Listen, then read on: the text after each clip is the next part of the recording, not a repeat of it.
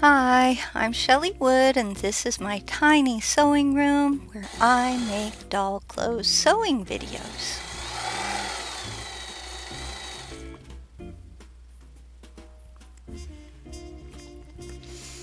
Today I'm going to show you how to make this beautiful sleeveless dress which will fit most fashion dolls like Barbie and similar sized dolls. If you hang out until the very end of this video, I'll tell you who inspired today's beautiful dress. It's a real person at the end of the video. Before we begin today's dress project, please go to my website, chellywood.com, to download and print this free PDF sewing pattern. Use the pattern to cut out all the pieces shown here. You can use a light box like this one, or just use your window with a Dritz fabric pencil to mark the seams around the darts. It may help to draw with an ink pen on the back of the pattern itself, and again your light box or window will help you with that.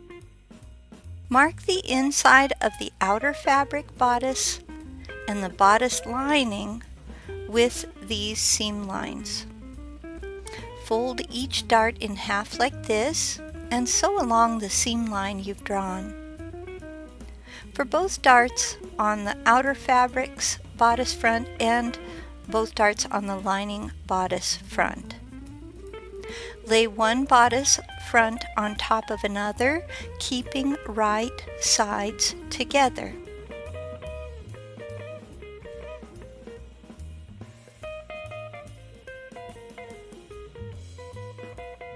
Stitch around the bodice's neckline and both armhole areas, and I'm sorry that my white thread is so hard to see in these images, so I'm going to put in red lines as an after effect.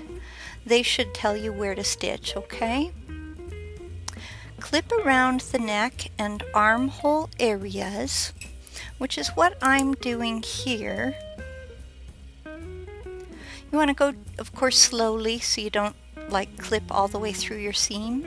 You want to make sure that you don't pass through the seam with your scissors.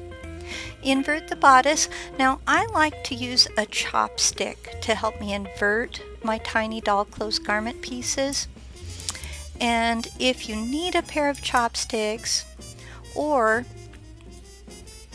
any of the other items that I'm using, I will be putting links in the bottom for like the Dritz fabric pencil, the light box, the Fiskars Stitchers minis. There are links to these in the description area below.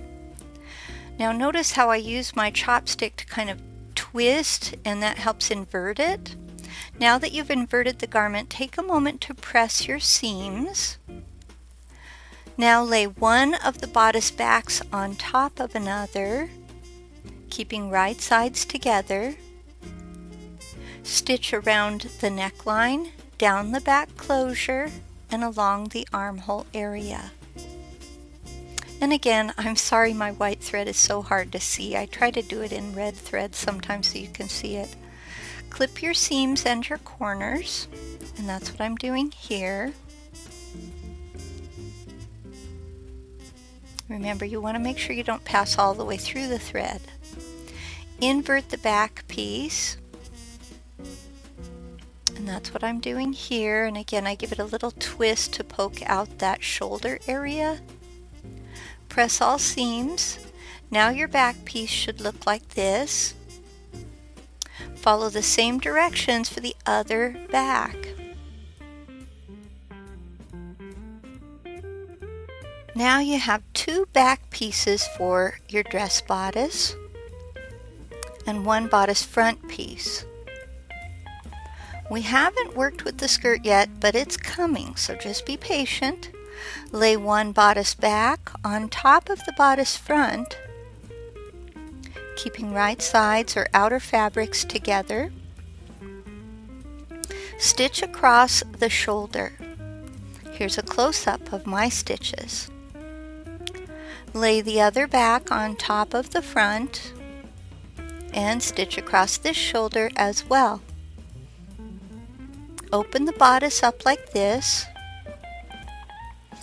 and press the shoulder seams to flatten them. Now your shoulder seams will look like this.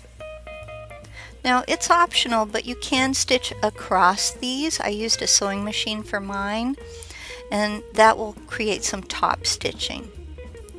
Now your bodice should look like this. Join the bodice at the side by pinching together the outer fabric and pinching together the lining fabric. Okay, that's tricky to understand, so I'm going to show you what I mean. So what you do here is you pinch together the outer fabric like this, and you're going to sew this part together, and then you're going to pinch together the lining fabric and you're going to sew that part together.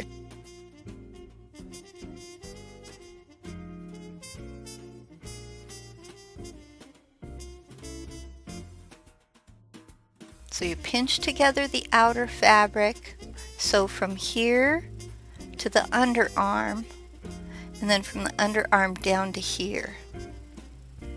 Sew the bodice together at the side from the bottom of the outer fabric across the underarm and down the other side of the lining fabric. Clip this seam at its center, right where the lining and the outer fabrics meet, and then pull it to invert it like you see me doing in this next video clip.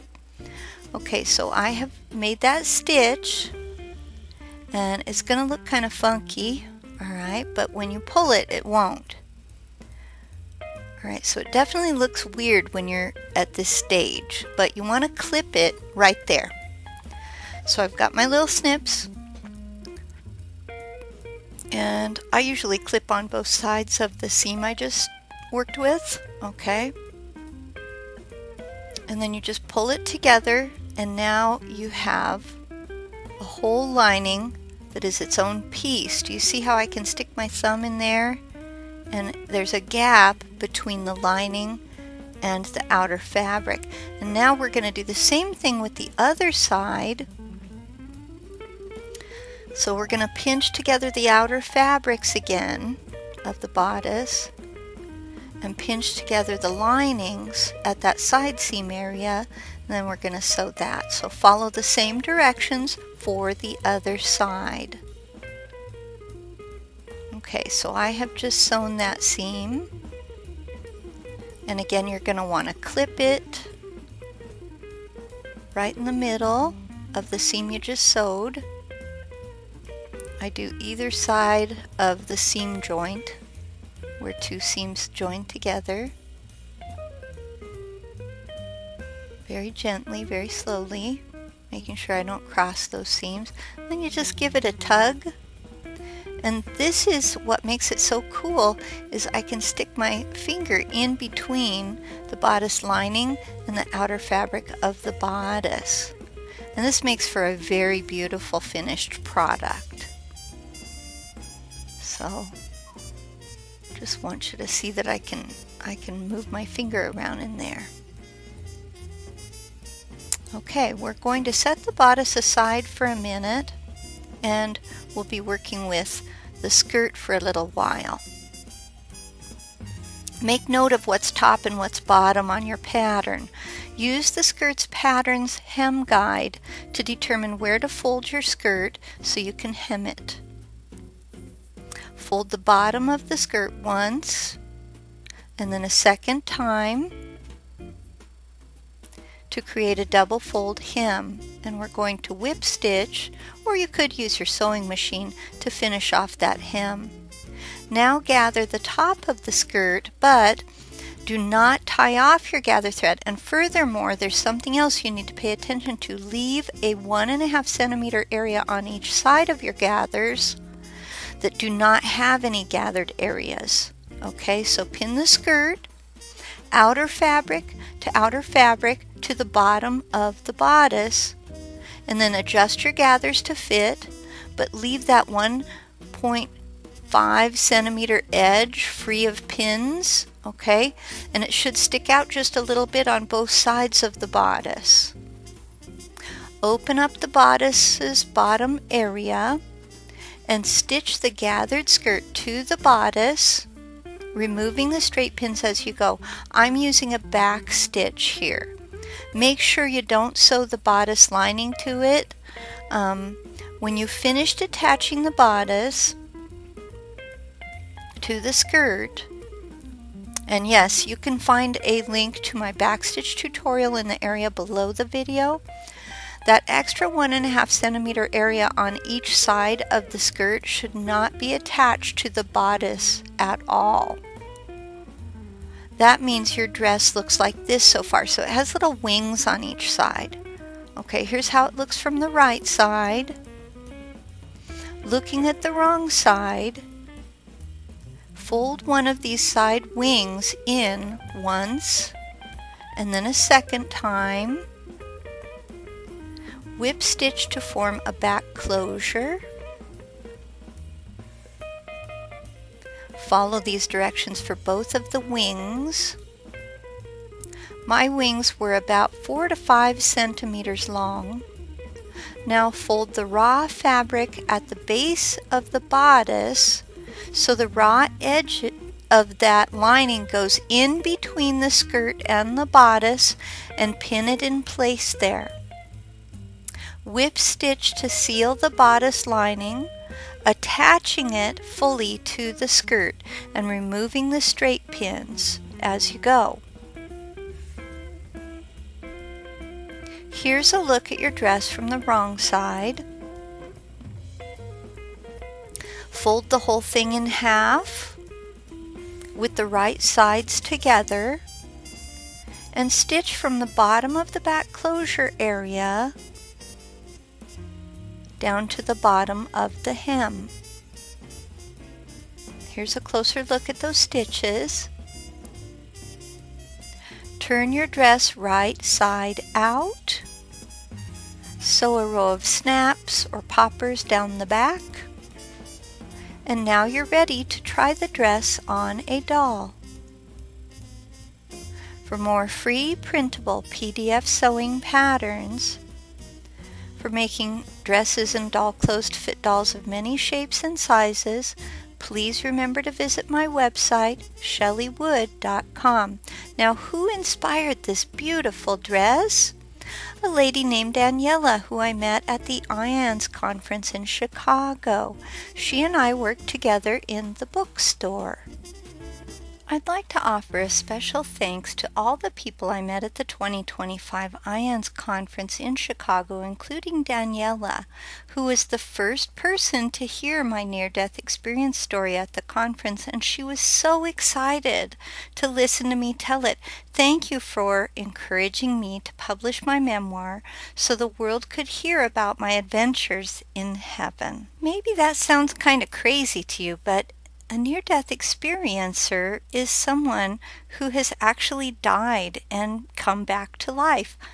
I learned so much at the IANS conference, but best of all were the new friends I made, like Daniela. If you'd like to learn more about IANS and near-death experiences in general, please click on the links I have provided. They include links to my 3 favorite near-death experience memoirs and a bookstore where you can buy more.